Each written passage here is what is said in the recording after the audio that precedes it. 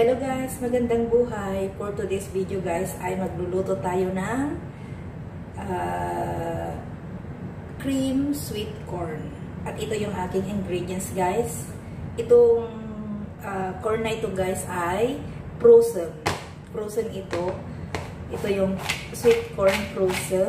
At ito rin guys. So ngayon guys ay yung iba i-grind ko siya.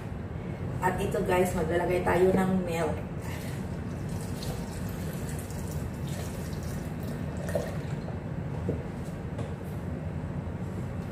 So yan guys, nilagyan ko ng milk.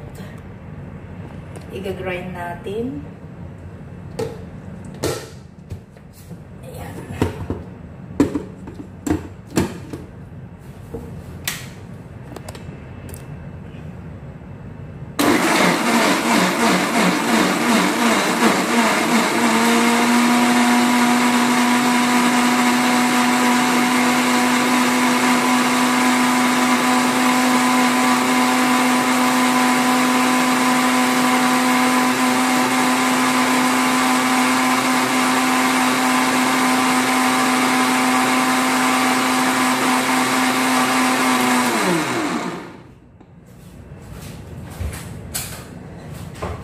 So, yan na guys, yung ating corn na ginawang paste. At ito guys, yung itsura. Kailangan pinong-pino guys. Yan. Yan. So, isit aside natin guys ngayon ito. At maghihiwa ko ng sibuyas. Para makaumpisa na tayong magluto guys. Hiwain lang natin ng maliliit.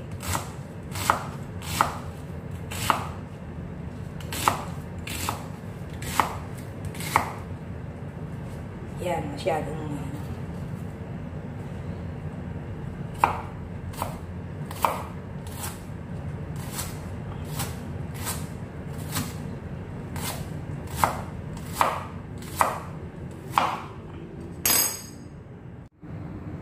So, ito na guys yung ating ingredients. Chopped onion at saka yung chopped paprika. Kailangan din natin ng butter, salt, at parsley guys. Parsley. Mas maganda guys ang fresh parsley. Kaya lang sa ngayon ay wala ako. So, gagamitin ko yung dry parsley. At black pepper guys. Ito yung aking black pepper. At yung ating grenine na ginawang pinong-pino na corn with milk. At ito yung ating sweet corn. At kailangan din natin ng milk. Any milk guys ay pwede nyong gamitin. Ang ginamit ko guys ay low fat. Pero kahit anong milk ay pwedeng gamitin guys. So ngayon guys ay umpisa na nating lutuin ang ating sweet corn na pang breakfast. Tara guys, samahan nyo ako.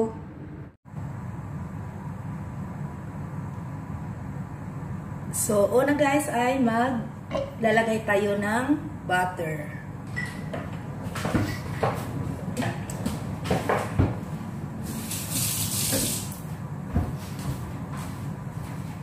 I-melt natin ito guys.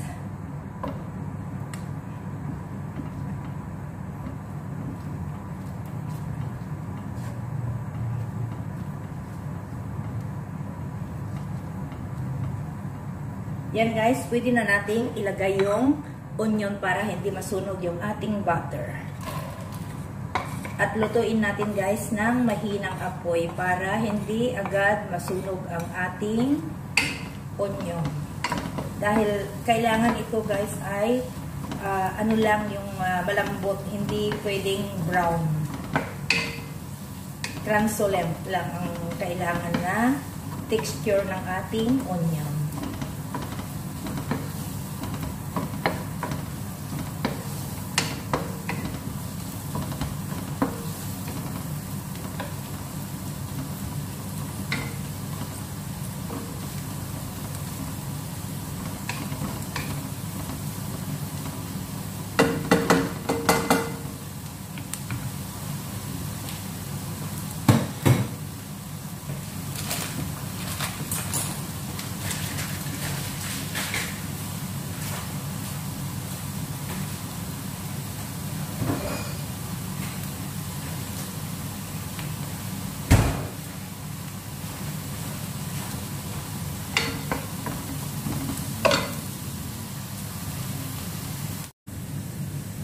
So, ganito guys yung ating onion.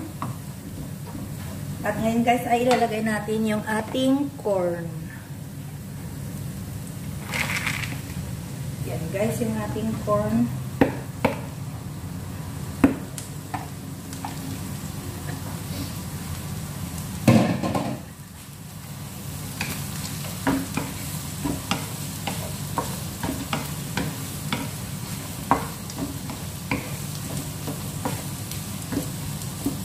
Maglagay tayo ng black pepper.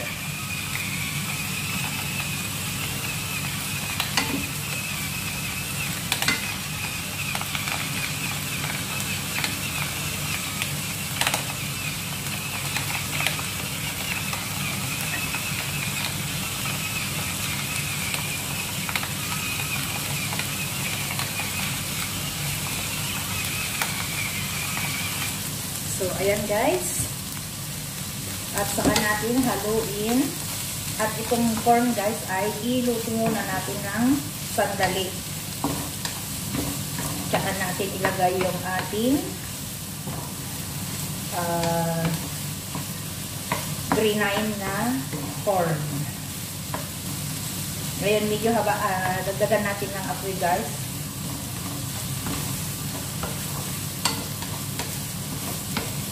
Yan guys yung ating apoy ngayon. Yan.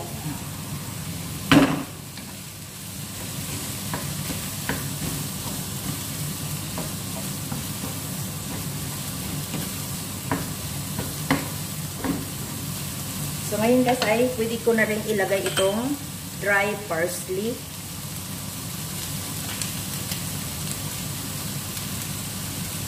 Depende sa inyo guys kung gaano karamihan yung ilalagay.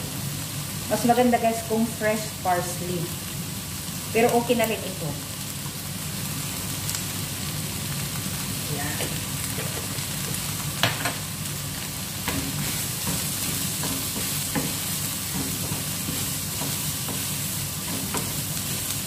Dagdagan ko pa guys ng parsley. Mas maganda kung medyo may herbs.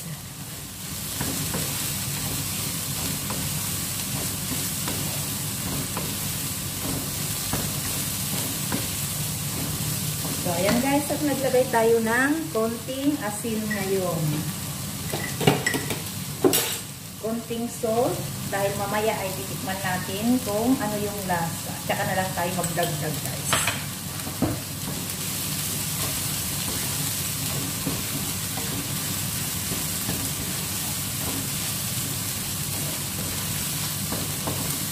So, ngayon naman guys, ay ilalagay na natin yung ating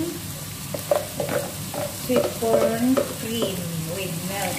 Yan, roast na natin lahat.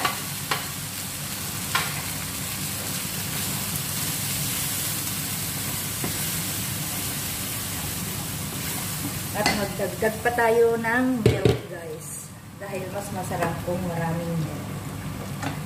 Yan.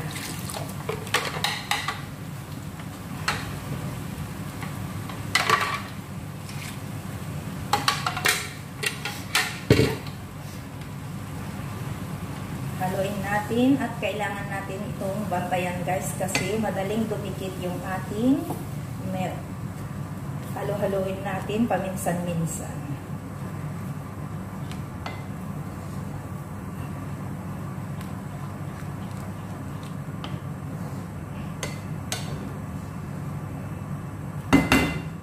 Dagdagan ko pa ng milk guys kasi napakalapot. Kailangan lutuin natin hanggang creamy siya, creamy.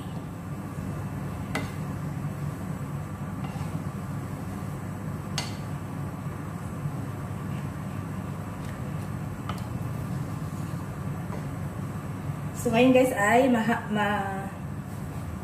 high fire yung aking ginagamit, pero pagkakulo guys ay hihinaan ko na siya. Dahil kailangan ito guys ay mahinang apoy sa pagluluto. At huwag nating hayaan guys na mag-dry dito sa gilid kasi iitim. Kailangan i-strip natin siya na ganito. Ayan guys. ang aking sweet corn.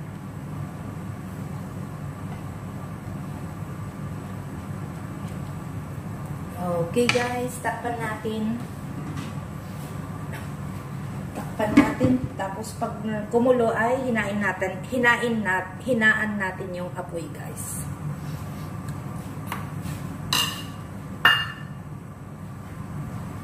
So yan lang guys, super easy ang ating recipe sa ngayon. Masarap ito sa breakfast, ilagay sa toast. So ito na guys, yung ating sweet corn, creamy sweet corn. At ngayon guys ay ilalagay na natin yung ating paprika. Kailangan guys yung paprika natin ay crunchy. Huwag masyadong soft. Crunchy lang yan guys. Mas masarap kumain kapag crunchy yung ating paprika. So tignan nyo guys yung kaibahan. Mas maganda yung fresh parsley kapag yun ay gagamitin natin. Kasi makikita mo yung green. Kaya mas prepare ko guys yung ating fresh parsley na gagamitin dito.